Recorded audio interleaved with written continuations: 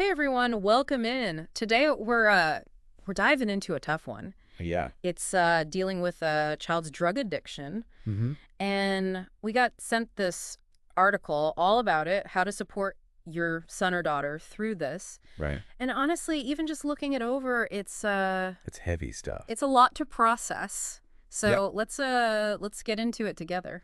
Yeah, you're right. It is. It's a lot to process and emotionally charged for everyone involved.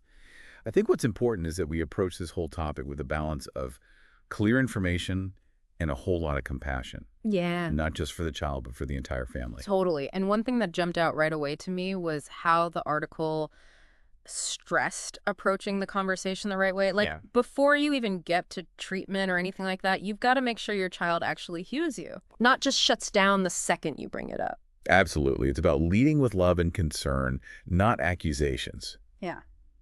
And something I found really interesting was the emphasis on confirming the problem. Okay. We as parents, we often rely on gut feelings. Right. But sometimes a doctor's visit is key, Mm-hmm.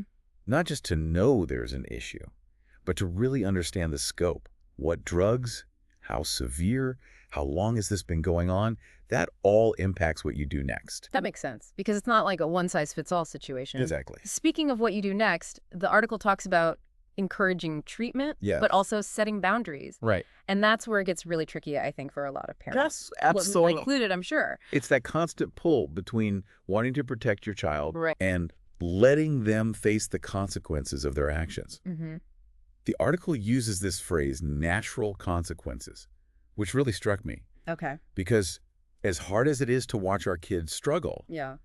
sometimes those natural consequences, however difficult they may be, can be the very thing that leads to real change. It's that whole tough love concept, right? Like not bailing them out, letting them really feel the impact of their choices, Yeah, which sounds harsh, it does. but the article argues that it can be the most loving thing you can do in the long run. It's about shifting the dynamic from enabling to empowering. Okay. It's saying, I love you and I'm here to support you in getting better, Mm-hmm. but I can't support the addiction. Right. And that can be incredibly tough for parents to navigate. For sure. And you know what? That actually leads perfectly into what I found to be one of the most insightful parts of the article, which is addressing the underlying issues that often contribute to drug use in the first place. Yes. They talk about therapy, and not just individual therapy, but family therapy. Right, right. Which I thought was really interesting. It's that whole concept of family disease. And I know that might sound harsh, Yeah. but it's not about placing blame.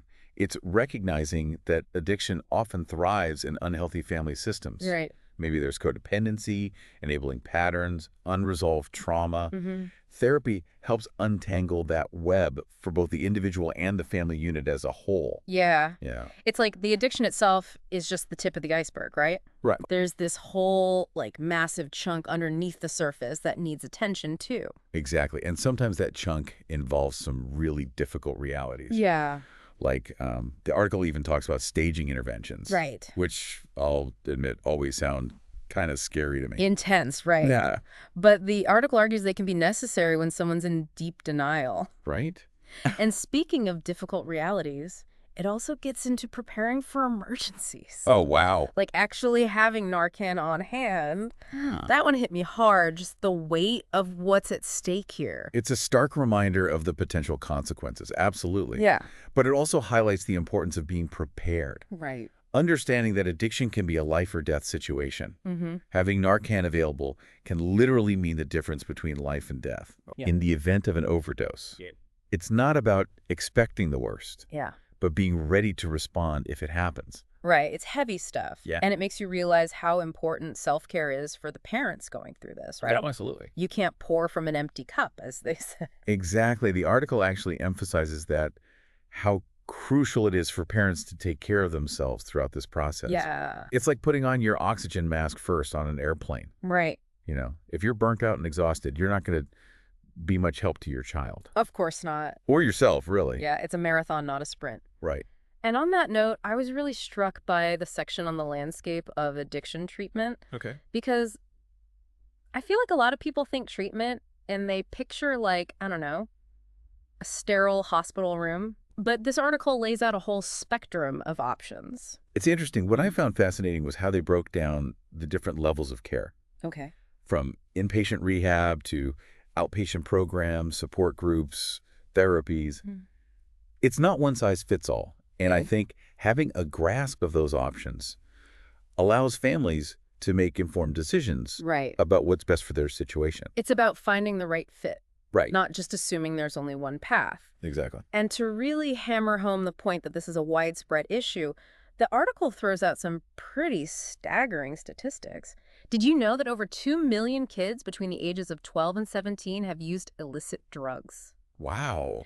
That's a lot of families potentially going through this. It really highlights the urgency, doesn't it? Yeah, This isn't just an isolated problem. It's impacting millions of people. millions. And it makes all this information, all these strategies, that much more critical. For sure. So let's say someone's listening and they're worried about their child, but they're not even sure what to look for. Right. The article actually dives into that too, right? They do, yeah. They have a whole section on recognizing the signs of drug use, which I found surprisingly helpful. Okay. Some of them are pretty obvious, Sure. but others are more subtle, things you might miss if you don't know what to look for. Boy, like it's a crash course in what to watch out for, Right. which I'm sure is invaluable for parents who are worried but maybe feeling a little lost. Yeah.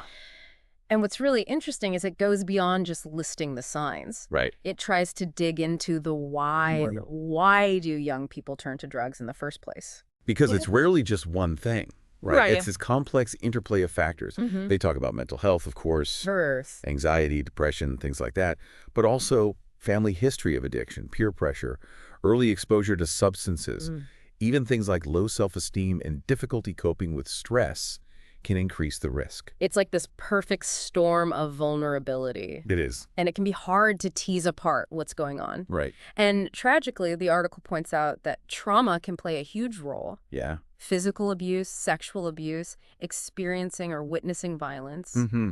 It all increases the likelihood of addiction. It's heartbreaking, but I mean, it makes sense. Like, addiction is often a way to cope with pain. Right. And if you've experienced that kind of trauma, that pain can run really deep. It underscores the importance of addressing those underlying traumas Right. as part of the healing process. And it's not just about past trauma either. Right. The article talks about how the adolescent brain is still developing. Yeah. It's still figuring out how to cope with stress, how to regulate emotions. Which makes them even more vulnerable, right? Exactly. If you start using substances at such a young age, Yeah. when your brain is still kind of wired for that instant gratification and not so much the long-term consequences. Right, exactly. The article actually mentions that the average age young people begin using drugs is just 16, Wow. which really struck me. Yeah, that's so young. That's so young. And it really highlights the importance of early intervention, Right. of having those open lines of communication with our kids, Yeah. creating that safe space for them to come to us with their struggles before it becomes a full-blown crisis. Before it gets to the point where they're so deep in the addiction that they can't even see a way out. Exactly. So it's as much about prevention as it is intervention. Absolutely. And, it goes back to understanding the disease, understanding the pressures our kids are facing, Yeah, and understanding that addiction is not a moral failing. you're right. It's a disease. It's like they're not choosing this Right. any more than someone chooses to have cancer or diabetes or anything else. Exactly. And that actually leads to what I think is one of the most important messages of this whole article, which is that there is hope and there is help. Yes. And they actually dedicate a whole section to resources, Okay. treatment options, support groups, helplines. Mm-hmm. Just a reminder that you're not alone in this. Yeah. There are people who understand, who have been there, who can offer guidance and support. Which is huge. I mean, that's so important for parents to hear because it's easy to feel hopeless Oh, absolutely. when you're in the midst of it, you know? To think that nothing's working, that your child is lost, Right. but recovery is possible. It is. It's a journey, for sure. Right. It has its ups and downs, but it is possible. And it's a journey that you don't have to take alone. Right. Reaching out for help, whether it's for your child, for yourself, or for your entire family, that's a sign of strength, Yes. not weakness. I love that message. That is so powerful. This article was a lot, I'm not going to lie. It was. But ultimately, I walked away feeling informed, but also hopeful. Like, there are things we can do as parents, as families, as a society to support our kids and prevent this from taking hold in the first place. Well said. And on that note, that's all the time we have for today's deep dive. Yeah, this conversation doesn't end here. It doesn't, and if you or someone you know is struggling, please reach out for help. Please do. There are resources available, and you do not have to go through this alone. Until next time, keep seeking knowledge and keep the conversation going.